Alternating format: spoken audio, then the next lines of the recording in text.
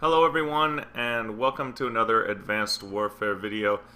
So recently, late night host and former boyfriend of Sarah Silverman, Jimmy Kimmel, created a bit of a stir in the gaming community, and more specifically the YouTube gaming community, when he made these comments on his show. YouTube launched a new video network yesterday where you can watch other people play video games.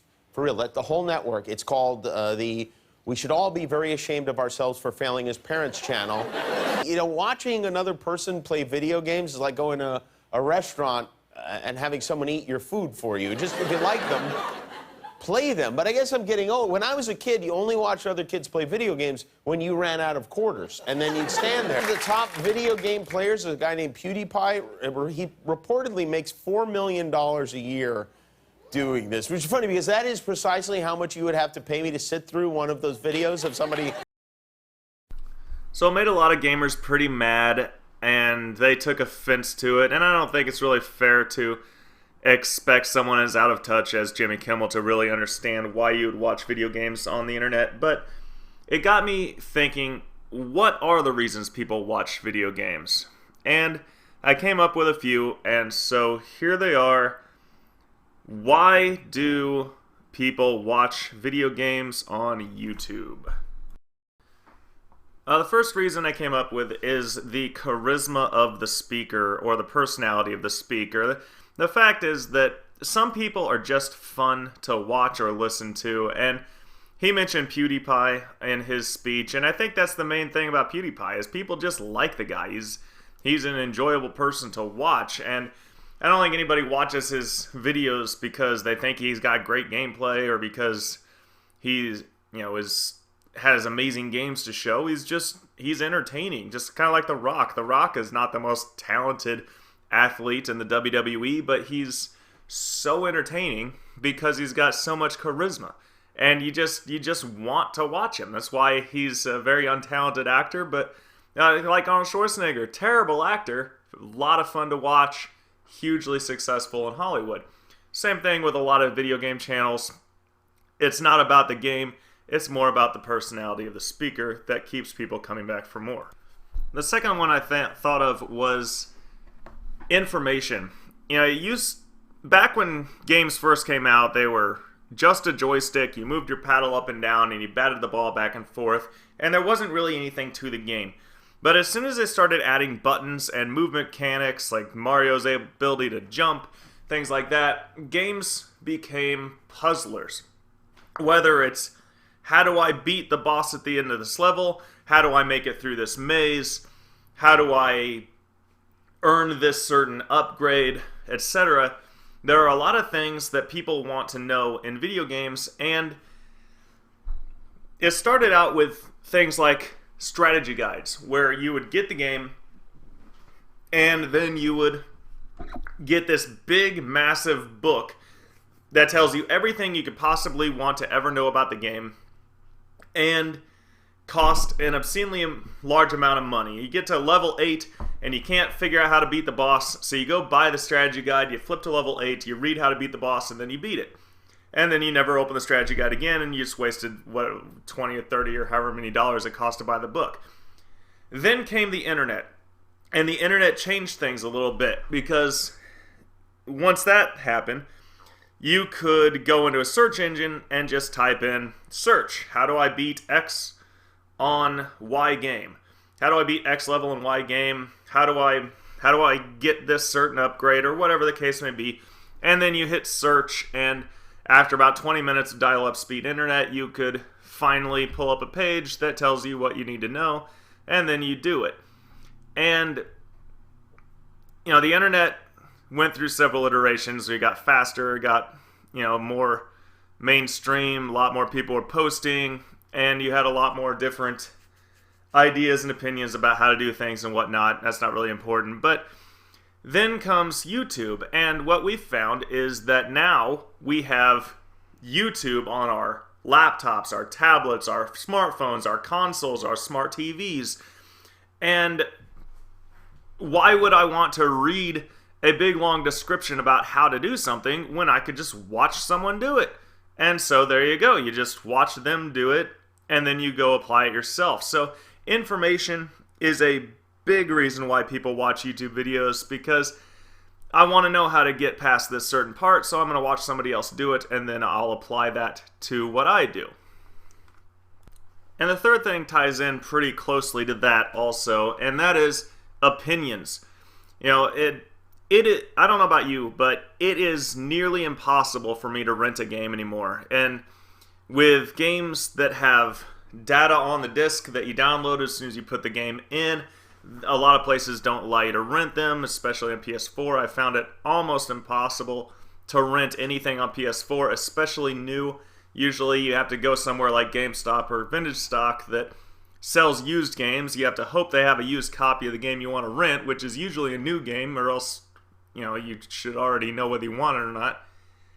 And it becomes very, very difficult to actually get to see the game before you buy it. And games are not cheap. They're $60. You're sitting there, do I want to throw down $60 on this game that I don't even know if I like or not? And so you get on YouTube and you look up, you know, first impressions, what I like, what I don't like, reviews, things like that. And you not only get to hear what the speaker thinks of the game, but you also get to see footage of the game, and you get to determine for yourself whether you like it or not. I loved The Witcher 3. I thought it was a very fun game. I would have never bought The Witcher 3 if I couldn't see it being played ahead of time, because I didn't know if I would like it or not, because I never played the other Witcher games, and I couldn't rent it. So I would have just never played it if I didn't have access to videos of people playing it and giving their reviews of it. And it goes beyond that too, because now in this digital age we have, you know, DLC. You know, is this $3 gun actually worth buying in Call of Duty? Is this map pack worth it? Is this DLC for Skyrim worth it? What are your opinions of this, gamers who spend all this money on games so that they can tell us whether we should get stuff or not? That to me is probably one of the biggest reasons people watch video games on YouTube, is because you can't rent it. Watching it being played is about the closest thing you can get to without actually buying the game and playing it yourself. And then of course you have people who get, you know, copies of the game early and they post their videos, and that helps keep you interested and excited about the game. Like all these YouTubers like Drifter and Hutch and people like that are posting Black Ops 3 gameplays constantly, even though the beta's over and no one else has access to it. They're still posting gameplays, and that keeps you excited, keeps you looking forward to the next game. It almost works in favor of the game itself to allow these people to play the game and show the footage, because now the audience that the game is geared toward is more excited about it. It's like advertising, because we all know we can't trust gaming commercials, because all they're going to do is show you a bunch of cutscenes and tell you how awesome the game is without ever actually giving you any gameplay or telling you anything about the game, really. And the last thing I thought of was the footage is always so good. YouTube gamers aren't going to post footage of them going 28 and 22. Nobody wants to watch it. They're going to post footage of them going 48 and 2 or 66 and 3 or getting a DNA bomb or something like that. It's something really amazing, something that people can't do on a regular basis. And it goes back to the same mentality that causes us to watch professional sports or win videos on YouTube, the wins and fails, stuff like that. Because whether you're watching someone catch a football, clearly inbounds, fights off the foul of Brandon Carr, goes up with his inside hand, never puts the other hand, or playing an accordion,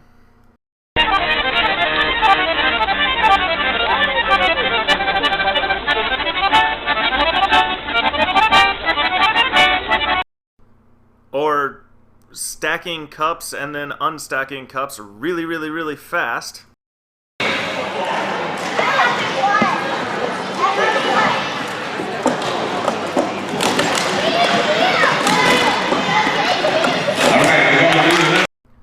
Or yes, even playing video games like Call of Duty.